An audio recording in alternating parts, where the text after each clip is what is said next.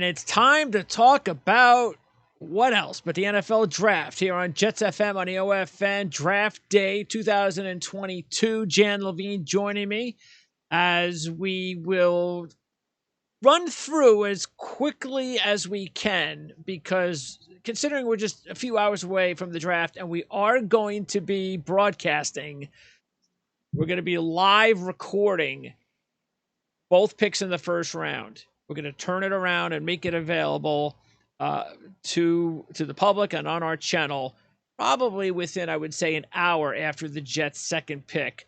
And then if something happens and there's an emergency additional pick, the Jets use one of their 2 second-round picks to move back into the first round, well, we'll add a second show tonight as the draft starts. But this is our first and one and only pre-draft show on Jets FM on the OFN for draft night. And Jan, it's finally here, and there's nothing left for the Jets to do at this point than sit back and wait for the teams ahead of them to make their picks. At least for pick number 4. I mean, there's been some whispers and rumors Jets may want to trade up. We also know there's rumors the Jets want to trade down. We also know the rumors of Deebo Samuel potentially being in play with the number 10 pick overall. That's come up a couple of times. That. Who is saying that? That's it. It's all over the place. Well, all over the place are idiots. The Deebo to 10. Idiots. Why? Tyreek Hill went 28. You think Deebo's going to go 10? I'm not arguing with you. Well, idiots. Remember, there was two picks the Jets were potentially going to move, and the Tyreek Hill move was 35 and 38, idiots. Which gave them more value. The Jets are never going to get rid of their 10th pick for Deebo Samuel. Never. Well, I think part of that may depend on no part of wide receiver. It's going to be their 2 second-round picks. That's it. It'd be very interesting to see what happens if the wide receiver that some of us have talked about, in terms of maybe being there from University of Alabama, which people expect to be there. Oh, yep. Yeah, he's definitely going to be there. That's going to been viewed a little bit as the linchpin or crux if something ends up happening. Not a guarantee. You mean for what? But in Samuel trade, that's been part of the rumor. All right. If the Jets were for some reason going to move the 10 to get Deebo, let's say suspend your belief and think they were, part of the interest level might be from San Francisco in that Alabama wide receiver, which would make it more palatable for them to make a deal. Yeah. All right. Well, San Francisco would then have to give up Deebo Samuel and next year's first-round draft pick and this year's first-round draft pick. Then we'll give you the 10. Then I'll believe that they'll give up the 10. And I'd be okay with that if that's what the Jets would potentially do. I have no problem with San Francisco giving us 2 first-round draft picks. Actually, they don't even have a first-round draft pick this year. So give us next year's first round and, I don't know, give us your second-round draft pick, because that's what it's going to take for San Francisco to get up to number 10. But or, of course, because the Deebo Samuel, Jets have what? What are their picks in the second round? 35 and 38. All right, so that's what it's going to take. It would be 35 and 38, Deebo Samuel, and then there'll probably be another, pick or swappings or whatever. But that'll be the top collateral for any Deebo Samuel trade. I don't think San Francisco's making that trade personally. But and that's exactly why you're hearing the rumors, because that's what San Francisco wants, and they're spreading the rumors. And Joe Douglas isn't an idiot, so he's not giving up the 10th pick for Deebo Samuel. And it's up to San Francisco then to consider, okay, we've played hardball. They're not biting. They're not morons. So let's go ahead and take the best possible deal we can. So let's figure out this way. Perfect situation at number 4, right? And we've heard the 12 guys going in the top 3 picks probably, and I'm being sarcastic slightly. But in your perfect world, who would be there at 4 for the Jets to take? Any one of those top 3 edge rushers. So Thibodeau, Walker, Hutchinson. Any one of the 3 are there, you're good. Absolutely. Problem is, okay, I don't know if that's going to be... You think it's going edge rusher? I kind of do, yeah. Okay, and so then that frightens me.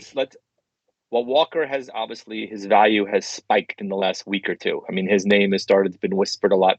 Hutchinson has always been pretty much locked in, one of the top 3. Thibodeau is the one who's basically been rumored to, quote unquote, be falling to a certain extent, depending on who you believe. So let's say none of the 3 are there. Yeah. Then what? Then what? Are you taking the offensive lineman? Yeah, here's the deal, is that I believe that it all depends on whether or not the Jets are really concerned with Kyle Hamilton's 40 time. And if they are concerned enough where that was a huge red flag, then yes. Then I believe the Jets will pick an offensive lineman. Even though I would be very happy if they chose Gardner or Stingley, as a corner. I'd be happy with that. Well, how do you rank the 3 defensive backs then? In what order do you put 3? You mean the Hamilton, safety and the 2 corners? Gardner. I would honestly, I'd probably go Gardner. I might go Gardner, Stingley, and Hamilton, to tell you the truth. Because of the 40 or because of other reasons? Because he's just to me, he's just a player that, again, this is just, I think it just depends on what Robert Saleh feels is most important for his defense. So I'm okay. I don't think it matters to me. Again, talent-wise, I think it's that order, but it's just minuscule. I still think Hamilton's a very good player. I think the 40 time is a little overrated because of his height and how freakishly, and his ability to play in the box. Yeah. Also, and the Jets, that's the Jets' biggest issue on defense, which is why I have Hamilton going to the Jets in my mock draft. Okay. I mean, look, I'm a Notre Dame fan, as you know. I watched Hamilton an awful lot last year, right? So there's fast and there's football fast, right? So I discount a 40 to a certain extent, though clearly you want your defensive backfield, be it safety or cornerback, especially cornerback, to have speed. But given his ability to move up and down and to play as another linebacker at times, but also be able to get back into coverage, especially as, center fielder, I'm discounting that a little bit because his reaction time is quick enough for him to be able to adjust for the lack of the 40 speed. Yeah, he has all the other qualities that you're looking for. He is a unicorn. To quote Robert Saleh language, he thinks he's a unicorn to an extent. And I think that, like, for instance, it will obviously plug our lads. Did you get your draft guide? Speaking of which, in today's mail, perfect timing. Hey, right in the mail there you today. Go. Ourlads 2022 NFL Draft. So here it is. Kyle Hamilton, rare athlete that combines height, length, and size, as well as quickness to go with football intelligence. So again, you've got the height, the length, the size, and the quickness. And the quickness along with the football intelligence. So basically everything you want, except he doesn't have that 40, straight line 40 times speed. But that's okay because he's not a corner, outside a corner like Ahmad Gardner or Derek Stingley, where you're relying on him to shut down a portion of the field all by himself. So agreed. I mean, and that's part of the reason why, to a certain extent, while I think the 40 is important, I think more, as you said, for a outside corner, given the role that he plays, I don't think it has as much of an impact on his ability to get to the play and make plays and make tackles. He's the 4th rated prospect on our lads draft board. Jets, 4th pick. So, look, again, I'm going to trust whatever the Jets are going to do because it's going to be either Hamilton, Gardner, or whoever's the top pass. See, I really do feel that if one of those 3 pass rushers are left, I think that's where they go. I think all this other talk about will it be Hamilton because it's 40, or do they go offensive lineman, or Gardner and all that stuff. I think it's moot because of what happened last year with Lawson when he got hurt. And if he gets hurt again, they're in serious trouble at edge rusher. And I think they have to. But look, but you could still grab an edge rusher in the 2nd round. I mean, yes, you can do that. Guys that are viewed right. And the other point is part of the offensive lineman talk is, look, there's been rumors they may try to sign Fant to an extension. We'll see if that's true. Clearly, look, 2 years ago, we had supreme confidence in Becton. That confidence has clearly eroded given the injury history, especially bad enough the first year, but last year, the injury keeping him out the whole year, the concerns about his conditioning, which he came into camp with. He didn't come in with Saleh as the coach originally, right? He came in under the prior organization, though Douglas, I believe, was the one who took him, if I remember correctly, right? So he's got the GM on his side. But if you are that concerned and you believe that Neal is that good Ordoga is that good from the offensive lineman from NC State is that good. It's hard not to take one if you are that concerned about your offensive line, even though you added 2 pieces last year to that offensive line. Yeah, I think it's interesting because when people are making excuses for choosing Gardner, what they're doing, and I heard one of the analysts talk about it and go, see, if you put Gardner on there, then even though the Jets on paper look like they're set with their top 3 starting corners, obviously Gardner is so talented, he's the number 1 guy and everybody moves down a peg. Well, it's the same thing on the offensive line. And what's wrong with competition? So if you go ahead and draft Neo or Ekwonu, now all of a sudden what you're saying is okay, Becton, if you're serious about this, then go ahead and beat out our prize new rookie and the veteran Fant. And if he can raise Becton to the point where he's finally going to live up to what we're expecting, then that's a win. Yeah, but are you taking a first-round pick at when you have other needs to do that, right? You have to balance. Why don't you think we have a need at tackle? Well, this way, your offensive line is what right now? A tackle? Who's on your offensive line in general? Oh, we all know that the interior is set. You've got McGovern, you have Vera Tucker, and you have Tomlinson. That's not going anywhere. Right, and then you have Fant and you have Becton. Right. Okay.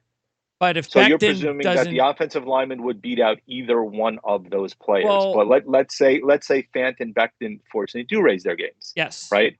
Where are you putting in that first round pick that you just selected? I'm starting the first 2 guys that are the best. Right, but then you've not remediated a gap. Right, well, then maybe what I do is you've not plugged the hole. All right, that's a problem that I'm sure that they'd love to have. And by the way, that problem. What I would do is the first season is I'm going to play it out and I'm going to rotate a couple of the guys because maybe what I want to do with Becton is take your time. You look good, everything's up, but let's just not force the issue. We'll give him we'll let the rookie ease his way in there. So maybe, and everybody talks about swing tackles. Look, a lot of times offensive line could use 6 guys. So that's how I would play it. And guys get hurt all the time, as we know. So I would just play it that way for the first season. And then in the off season, if everybody's healthy and everybody's playing great, all right, great problem to have, trade one of them.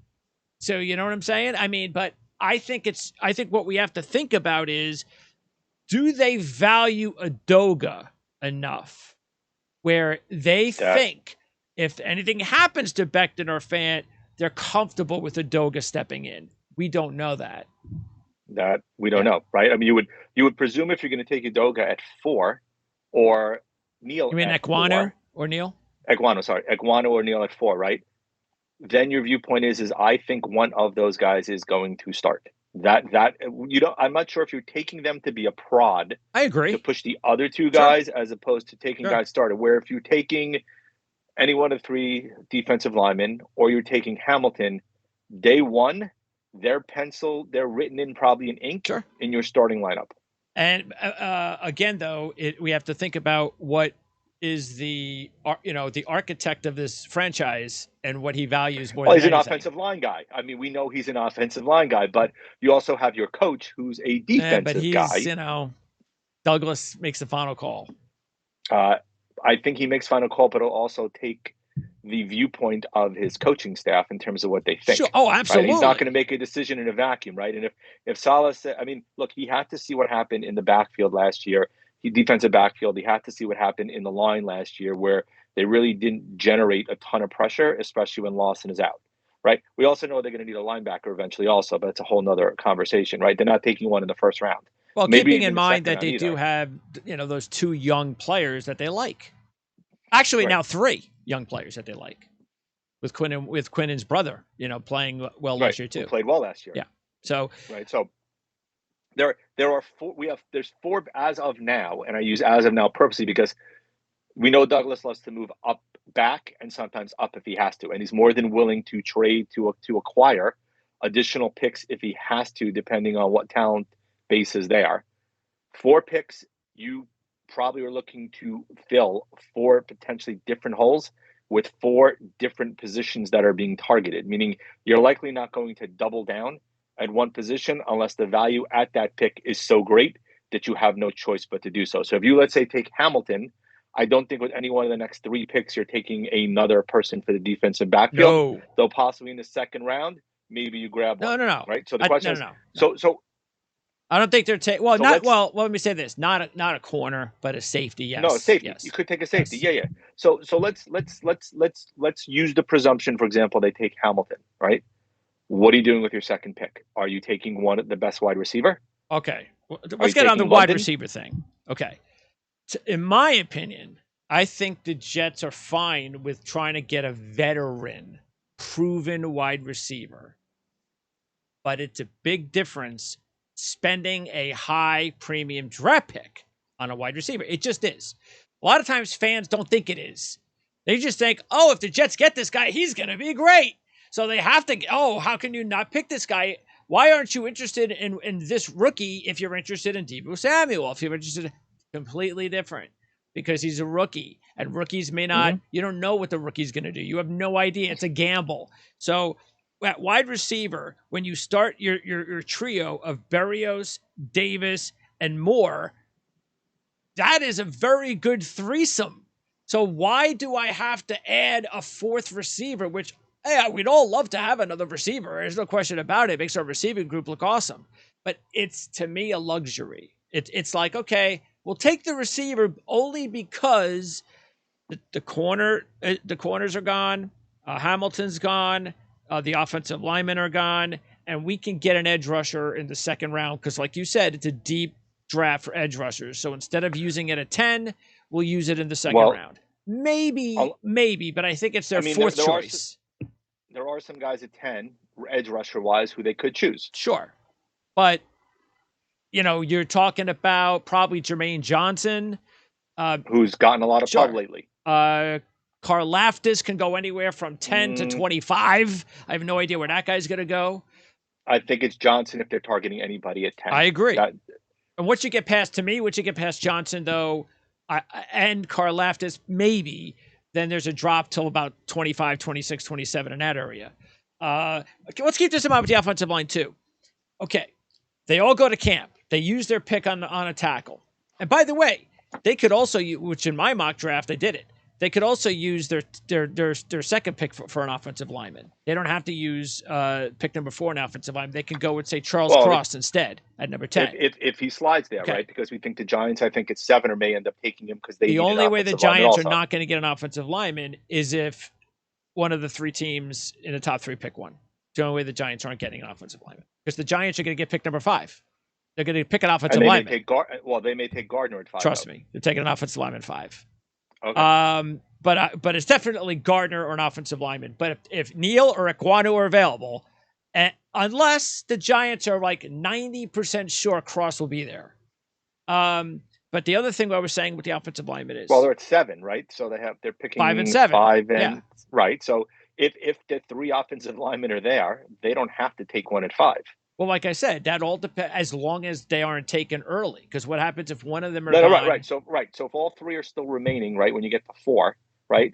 Let's use your scenario. Defensive line, right? Now you have Gardner, you have Hamilton, you have Stingley, you have the 3 offensive linemen left. Giants are going to guarantee at 5 and 7 to get potentially 2 offensive linemen if the Jets don't go with an offensive lineman at 4. Yeah, if they want to get 2 offensive linemen, sure they can. Right, but they'll have at least one of those that were remaining will still be there if they pass at 5. 2 of them will be there, depending on what they do at 5. The Jets go Hamilton, they take Gardner. Yeah, but you don't know if Carolina's going to take an offensive lineman. Right, but you're going to have Neal, you're going to have Cross, and you have the other offensive lineman still there also. So you're going to have a choice of the 3, depending on how you rank them. Sure. If it goes defensive back in a row, right? If the Jets go Hamilton and they take Gardner, it all depends. So now you're at 6. It all depends on what they. And there's enough rumors at 6 that somebody take a quarterback. But what you're saying though is that then the Giants would feel more confident that they would pick Gardner with their first pick. Yeah, correct. All right, which again, as much as I know they want Gardner, they see what you're saying is well, they'll get one of those This is three all guys. predicated on 3 defensive linemen going the first 3 picks, of course. Yes. And let's also keep in mind, though, as much as, see, you're looking at it as if the Giants value Cross as much as they value the top 2 guys, which I just don't think they do, because nobody does. It's right, but even if they don't, let's say they don't, right? If the scenario plays out as we've just said, right? Defensive line, Hamilton, and they're at 5 and they take Gardner, they're getting one of the 2 studs at 7, irrespective if they don't take him at 5, because there's still 2 left and there's only 1 pick, so they pick at 7. If that's how they want to go about it, and they don't think there's a big difference between one of the 2 players, sure, yes, they could do that. We'll see how that all plays out. Again, because I don't really think Carolina's going with an offensive lineman anyway. So I think that chances are they're going to probably take Pickett, which would make things even better for the Giants. But yes, I do believe the Giants are going to be in a position where they're going to be able to take, if they wanted to, 2 of those 3 linemen and still get Gardner. So, but that's a Giants show. So just wanted to quickly talk about the Jets offensive line. Again, let's say they take one of these offensive linemen, any three of them, either 4 or 10, and they go into camp, and all 3 of them maximize their potential in camp. Who starts? Becton and the rookie. Correct. And then Fant goes back to taking over the job that he was, assigned to in the first place. So again, that's why I think, and plus you're also getting a 5 or 6 year younger offensive lineman than Fant. So you're thinking long term, obviously, with your rookie quarterback, your second year quarterback. So that's why I feel that offensive line is a major and a much more important need for the Jets than wide receiver at that spot. I just do. Because again, also same thing. You can go wide receiver I do believe the Jets are going to draft a wide receiver at some point. Maybe they pick one in the second round. It's a very deep class of wide receivers. There's people who believe a kid like Christian Watson could be a 3rd round draft pick. So I would be much more happier getting a kid like that in the 3rd round.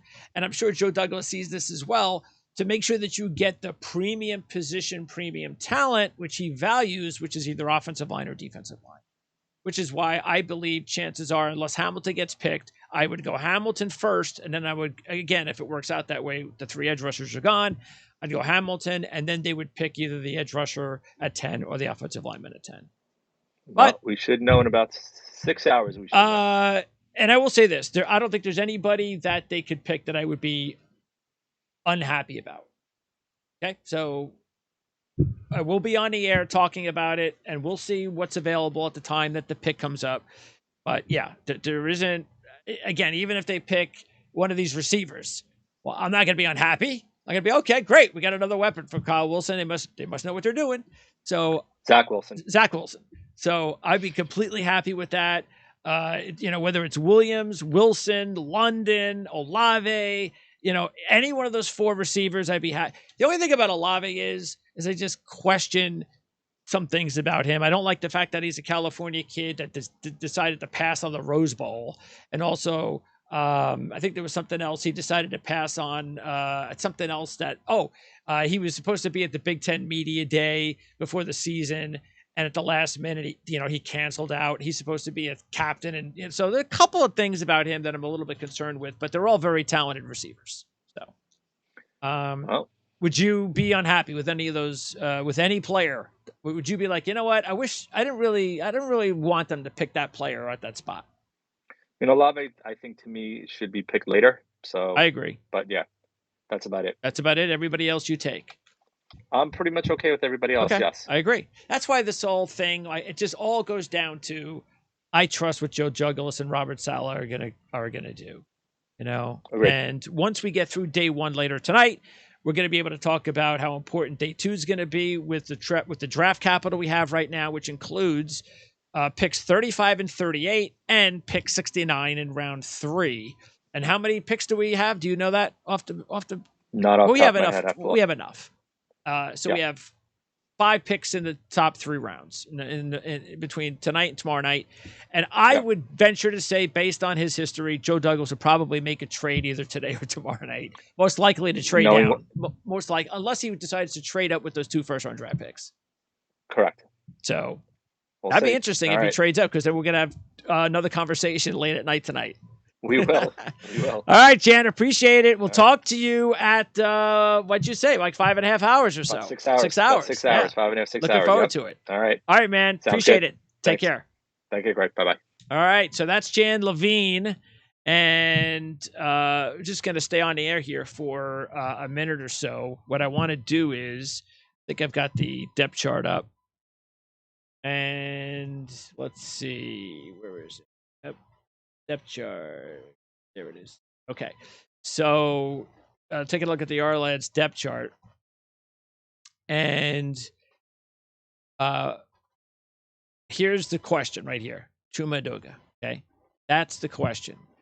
I don't know what the Jets feel about Chuma Edoga. And if the Jets feel, and I thought he played okay considering, because the kid is not, he's had his injuries, different coaching staffs, all this other stuff. So he has, and he did not play well early on. So he's had some issues. But I think there's still talent there. I think there's serviceable right tackle talent. Do the Jets believe that he's serviceable enough to be a full-time starting right tackle on a successful football program? I think we'll find that out tonight. I think if the Jets have the option to pick up one of the top 3 tackles in the draft, offensive tackles either at 4 or 10, and decide to pass on both of them, what it says to me, 2 things. One is that they have confidence that Becton is going to be okay. And 2, that if something happens to Becton injury-wise, that Edoga would be a good backup replacement. Because I'm not so sure I believe the Jets go into the second round and use one of those 2 picks on a tackle. Maybe they do, and then all of a sudden, oh yeah, I guess they don't really think Chuma Edoga is, such a viable option after all. So, we'll see how that plays out. But that's really what it's going to tell us about the tackle position. And I got into this big back and forth with a lot of fans on our Jets Facebook page.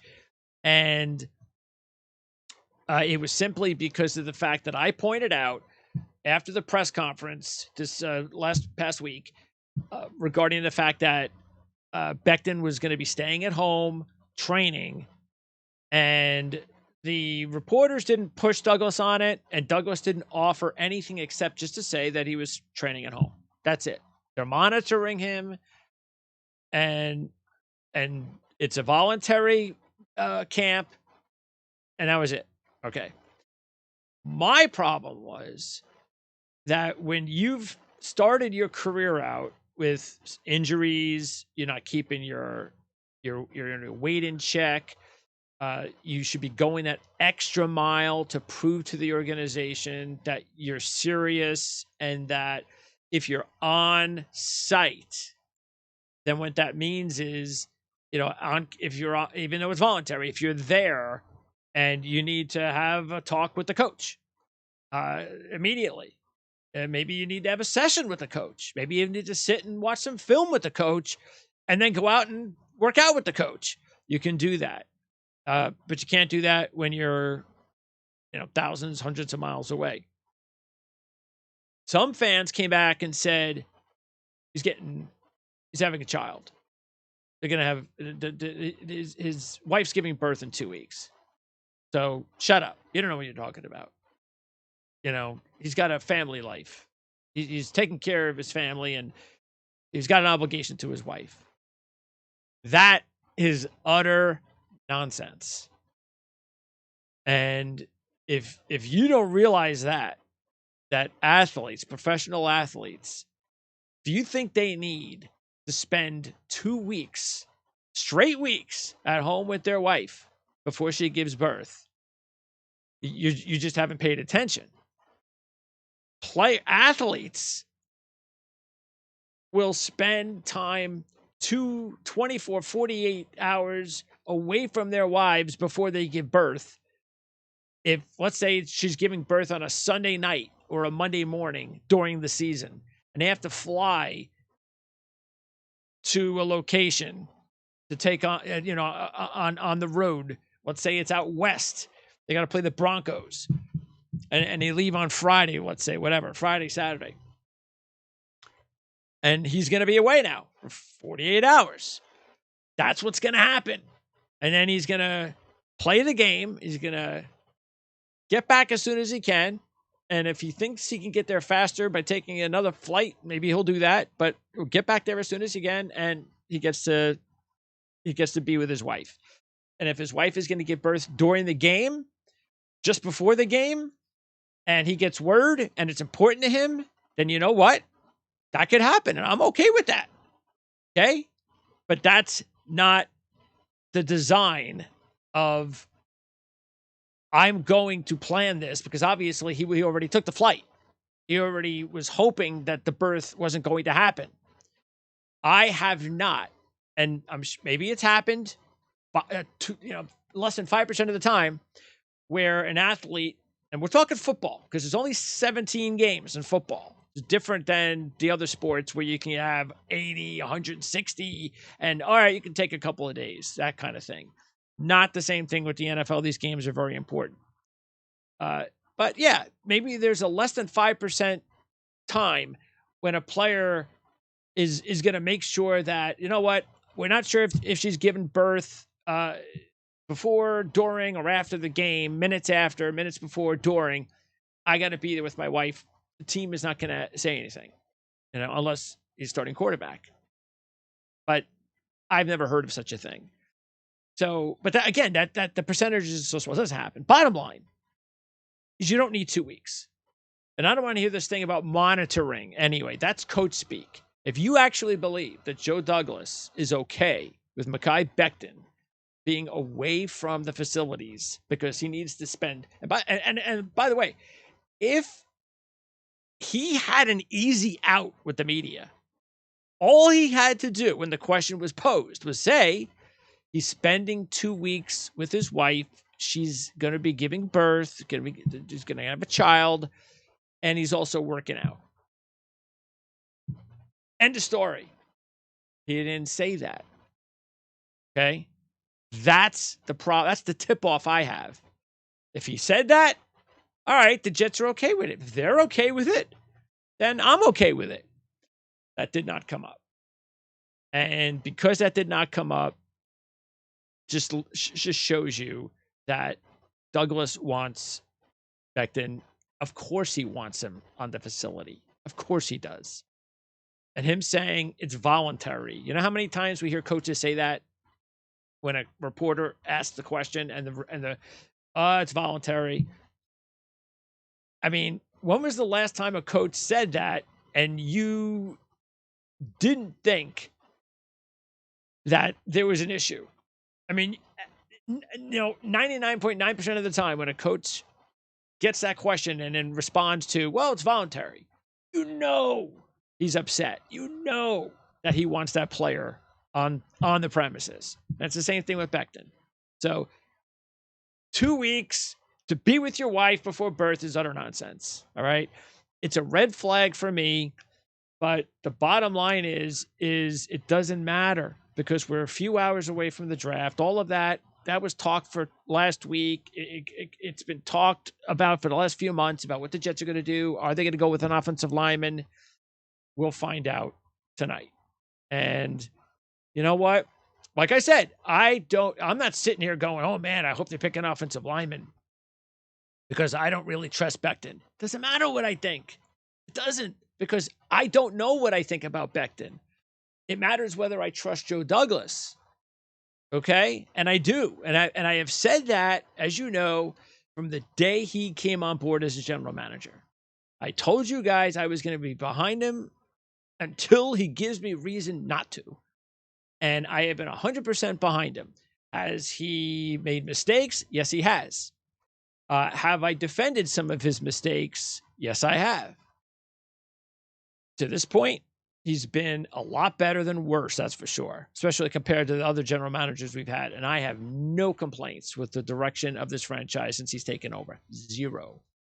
Okay? From picking up the head coach to deciding on the quarterback, who I believe is going to be fantastic.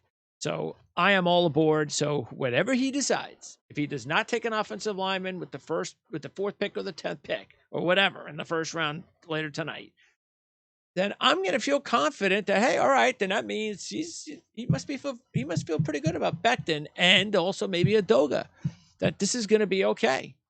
I just, if it's a different coach, maybe I feel differently. But knowing his background and knowing how important the offensive line is to Joe Douglas, the scenarios always come up in your mind when you're a coach.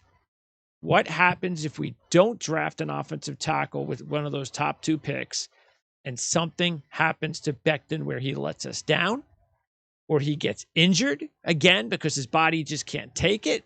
Something happened with his training. What are we going to do? And I'm not saying that this happens a month before the season. What happens if this happens a week before the season or a week after the season starts? Okay. Now it's Fant and Adoga more than likely. Are you okay with that? Are you 100% okay with that? And if they decide not to pick an offensive lineman early, then that means they are. And hey, great. I want Becton to succeed. I said this about Sam Darnold until the day he was traded. I didn't want Sam Darnold to be here. Okay. And I even said this, as you remember, after the team went 3-0, I didn't believe that he was going to succeed. But the thing was I was still behind Sam Darnold, even though I wasn't sure. It was a hope. It was, hey, he's our quarterback, so I'm behind him. As much as I've criticized him, and I just not really sure he's going to do it. What I said was, I'll trust Joe Douglas to make the right decision. If they bring Sam Darnold back, then they must feel confident in this kid. Well, as soon as they got rid of him, I knew all of that talk was just talk, and he was just never going to be any different. And he wasn't, as we all saw. Same thing I feel with Becton. All right, I'm going to trust it, especially the offensive line.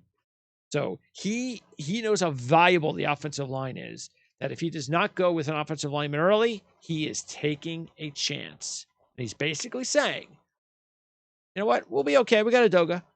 It's not what I want, but we'll be okay for another year. And then if it doesn't work out and Becton becomes a flop, then next offseason, next draft, I'll pick an offensive lineman in the first round, something like that. So we'll get by. But it's just hard for me to believe that that's going to be the case for somebody that values the offensive line of the trenches so much. It just is. But see, that's why in my mock, it was really hard for me to go with Williams. Really hard. Because I know how much they want to go. In my opinion, they definitely have to get an edge rusher early. Okay. So I know that for sure. And as far as the offensive line is concerned, you know what I feel about that. And you know what I think Joe Douglas feels about that. So I think offensive line, defensive line makes a lot of sense.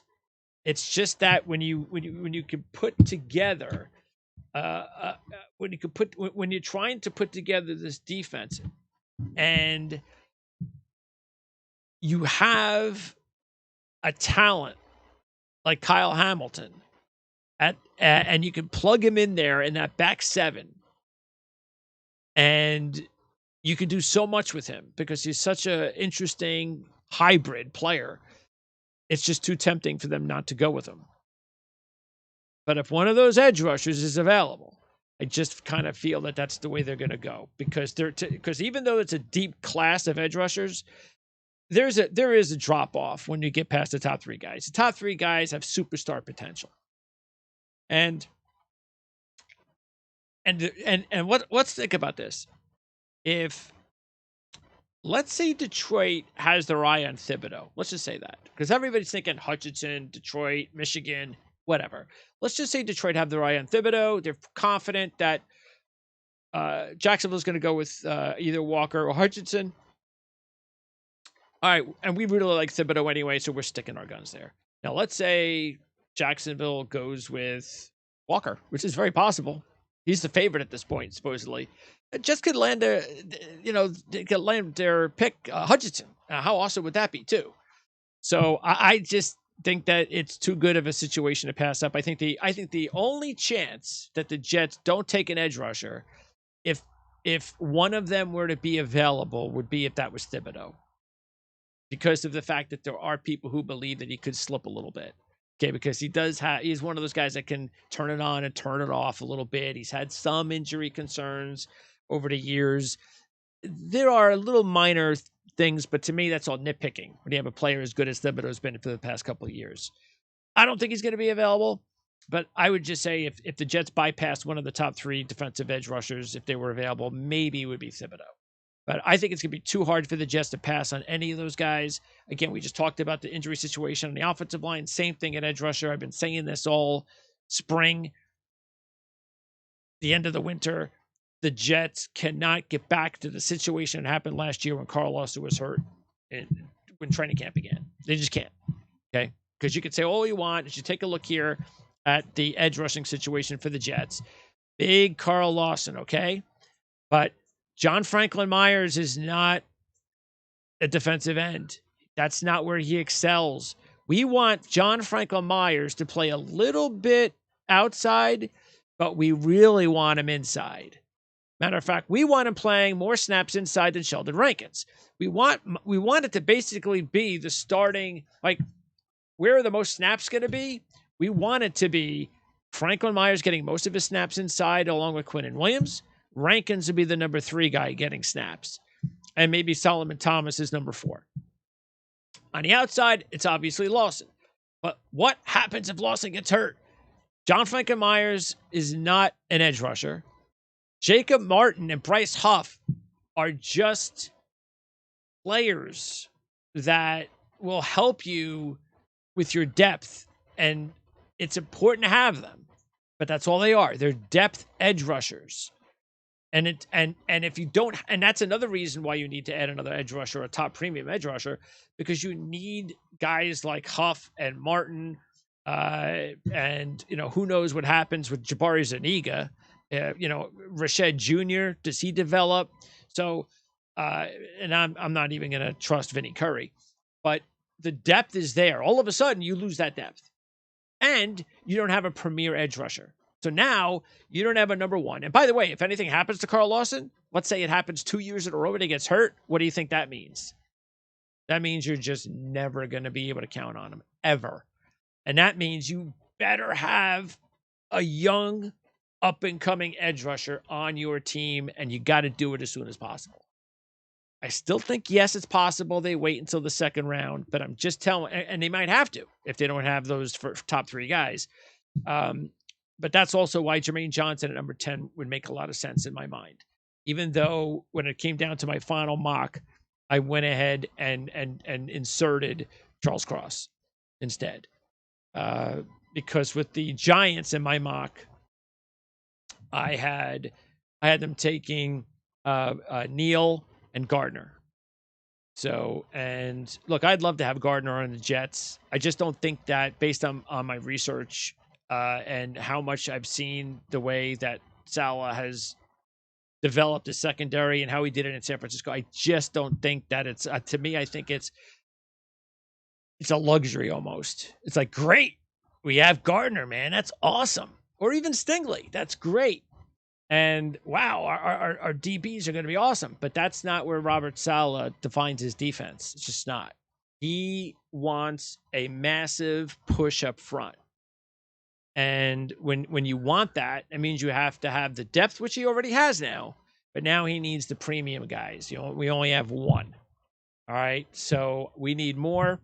And then the linebacker situation could be taken care of in the middle rounds, just like they did last year with Sherwood and Najruddin. So I think they could do that in the middle rounds again later on. So, and keep in mind, even though Joyner will most likely get more snaps, LaMarcus Joyner, than Ashton Davis, unless Davis makes a tremendous jump this season. And he better make a jump because it's about time. Fact is, they're pretty set here for this upcoming season, but you don't know about Davis because he hasn't made that jump yet. And Joyner got hurt last year and is getting a little older too. So, and there's nothing behind those guys. Nothing. Yes, Elijah Riley was a nice story last year, but he is not a guy that you can rely on for a lot of snaps for a long season. He's just a nice guy at the bottom of your depth chart in your secondary, of a really good secondary. That's what he is. Because if he's out there a lot of snaps like it was last year, well, that's the team we're going to have. And that's not a very good team. So he's not a difference maker. He's not the type of guy that's going to preclude us from bypassing a safety. So, yeah, I do believe at some point the Jets will add a safety. And just like I was saying with Jan, it could very well be with one of those 2 picks in the second round if they hold on to both of them. But I do not believe if the Jets decide to not take Gardner and to not take Stingley, if both are available with their picks, they are not going to take a corner in the second round. I would be shocked if they did that. I think if they pass on the 2 star corners, well, then they're just going to not even maybe pick a corner in the entire draft. So, because they got a ton of young corners. So they don't need another young corner, middle round corner. They have a ton of them. Otherwise, the other last thing before I let you go, it's the wide receiver situation. And I think the reason why a lot of people peg the Jets on their depth chart, on their mock drafts with a wide receiver, because they don't know what we know. See, they only know that Corey Davis was hurt last year and that he was he was kind of a bust, wasn't he? I mean, Brown took over Tennessee and he must not have been any good. They kind of let him go. And then he disappeared last year in everyone's eyes because the Jets stunk and he wasn't playing because he got hurt. So they don't really consider Davis like a really top receiver. Elijah Moore, he's a rookie. Oh, he made a good flashy couple plays. He's a second round guy. They don't know what we know about Moore. And they definitely don't know what we know about Berrios and how good that he can be. And remember, we've been saying this now for over a year and a half, that the Jets should give Braxton Berrios an opportunity to start in the slot over Jamison Crowder. And now it's finally here. And this isn't Crowder's gone. Well, I guess we'll just play Berrios there.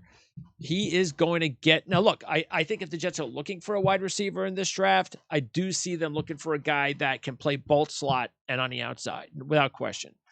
And that's only because Berrios is going to be so valuable in special teams because they're not taking him away from special teams. And when you're on special teams, you're more susceptible to injuries. So they have to make sure that they have another guy there because Jeff Smith, we're not going to count on him. And really, Denzel Mims is the only other wild card, as we know, at receiver. We're hearing a bunch of positive things about how much he is taking things seriously this offseason.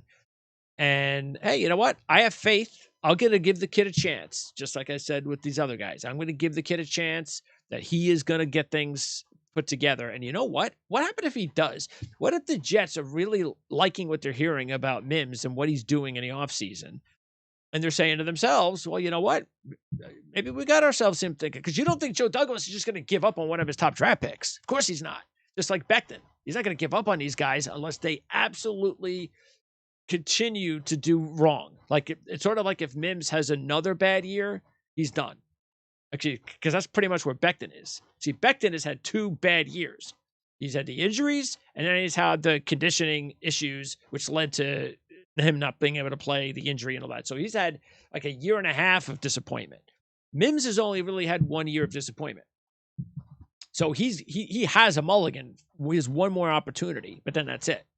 And if he winds up playing anywhere near the way that he played, and he doesn't even get a chance, by the way, in week 1 to play on this team. He has to show it in camp. He has to be a monster in camp and fulfill the talent that the Jets felt that they had when they picked him. And he's going to get every chance to do that, okay, during camp. Because that's it. You ain't going to get that chance again. And if something happens, you get sick, you get injured, you're through. But if he stays healthy and he has a really good camp, and if the Jets feel this is possible, well, now you got Davis, Moore, Berrios, Mims. Okay, do we need like hey, again, would it be awesome to have one of those 4 receivers on the team? Yes, I'd love it too. Come on, it'd be awesome to have Zach flinging the ball all over the place. But I just think it's overkill when the Jets do not have a very good option at tackle in case something happens to Fant or Becton. They do not have a number 2 edge rusher, like a star edge rusher. Those are 2 big things. And they have a big hole for a need for a playmaker in their back 7. Yeah, those are the biggest issues for the Jets before you get to wide receiver. Okay. Now, I have Minnesota drafting a receiver, but I don't think it's their top need either. Okay. It's just worked out that way. Maybe if the Jets in Minnesota had switched, then I might even say that same thing. I might say, you know what? I just don't need a receiver, but all these other guys are gone that make more sense. And yeah, sure. I think he's the best player. I think Garrett Wilson's the best player left, or Jameson Williams is the most talented player left on the board. Go ahead and take him.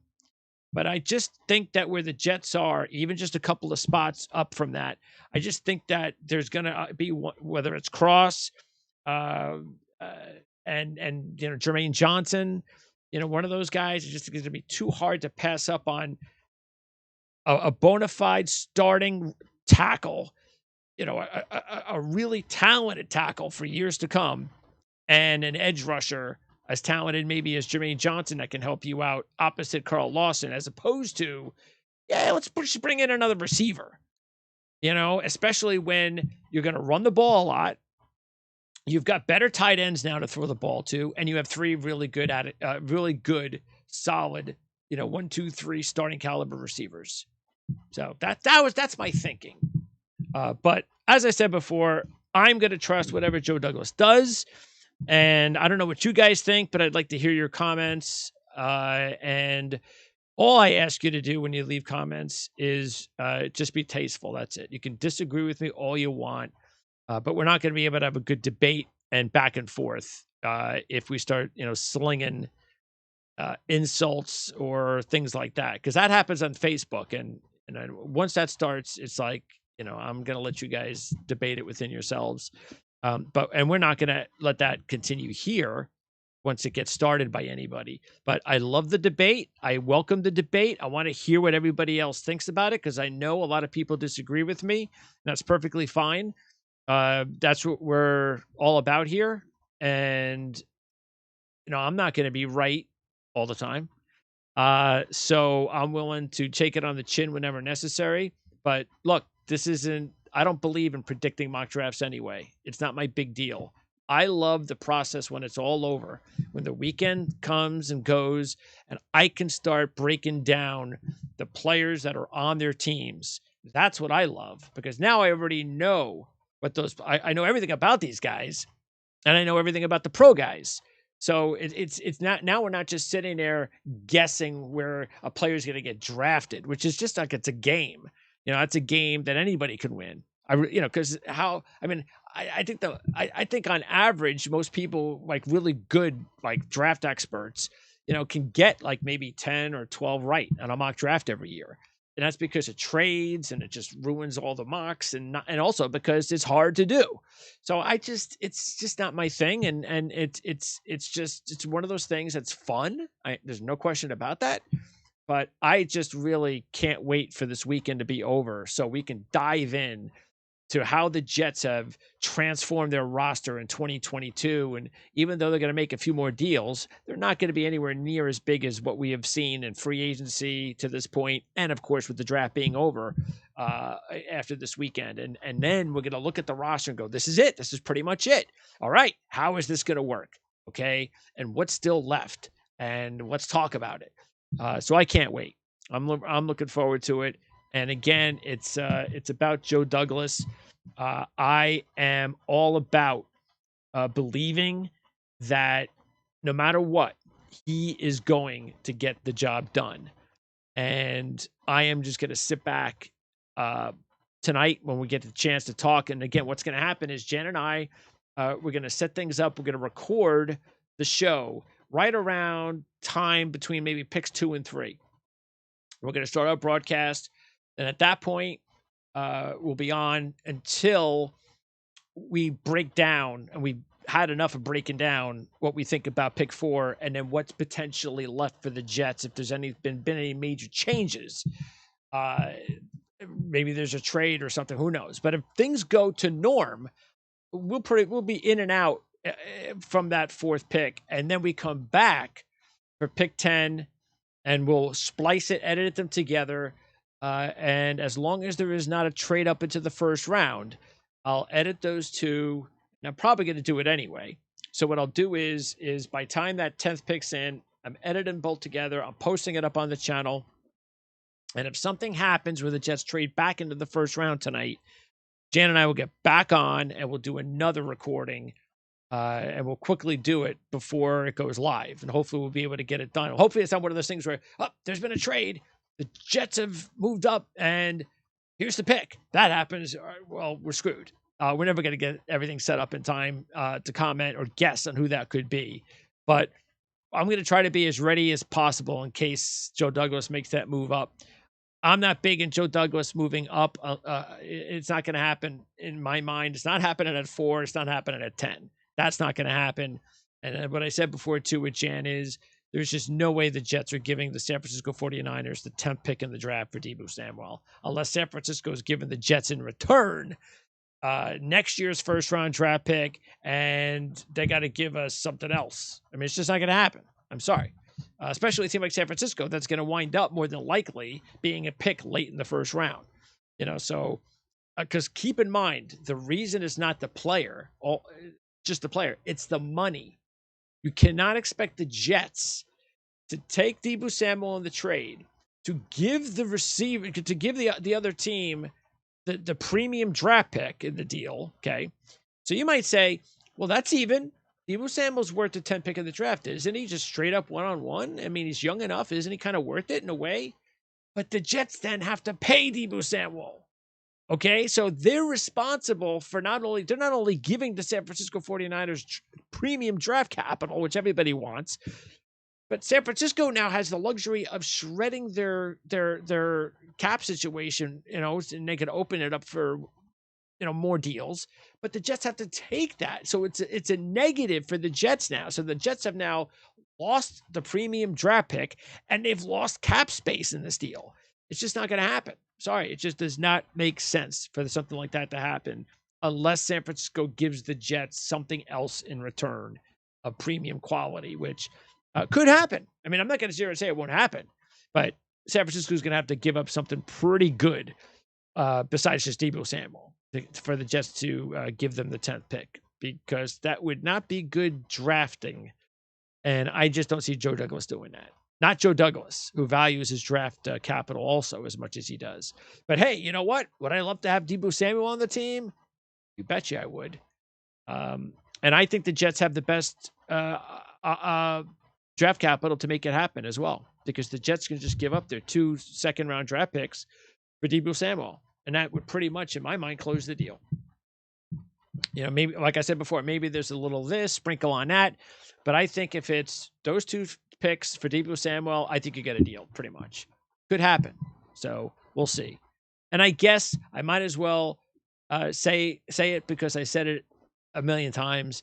You know what? If Joe Douglas gives up the 10th pick in the draft for Deebo Samuel, and that's it, that's the trade. All right, I'll trust Joe Douglas. I won't agree with it. I think I think a lot of people won't agree with it. But I mean, I'll trust that. Hey, you know what? Let's just go. What's the worst thing in the world that just happened? We have Deebo Samuel. All right, I'm out of here. We'll talk to you later tonight. Again, we're going to talk to you on 2 occasions minimum tonight for both the 4th pick and the 10th pick. And if the Jets move up in the draft, maybe we'll talk to you again. But hey, you know what? If the Jets make a mega deal with the 10th pick and they get Deebo Samuel, after all, then maybe we'll only talk to you once, especially if that deal is made early enough in the evening. So who knows? Maybe the deal was just made while we're on the air. I want to thank Jan Levine for helping out. He's going to help out again, not only tonight, but he's also going to come back with me on Sunday morning. So when the draft is over on Saturday, Jan and I are going to recap everything that took place for the Jets in the draft on Sunday morning. So that will be posted on Sunday morning. Ryan Dunleavy is going to be with me tomorrow morning on Friday morning to recap the NFL draft, not just the Jets, but we'll talk NFL draft with Ryan Dunleavy tomorrow morning. And then on Monday, we just have to figure out a time and all that. But, Monday, Tuesday, we're going to have more coverage of post-draft stuff with Ryan Dunleavy and maybe some other guests. And then we're off to the races.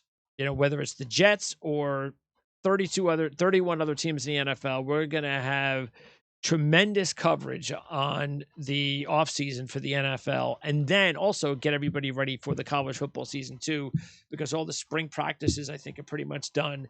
So we're going to have just a tremendous amount of football coverage once the draft's over, and that's the part I can't wait for. That's what I love.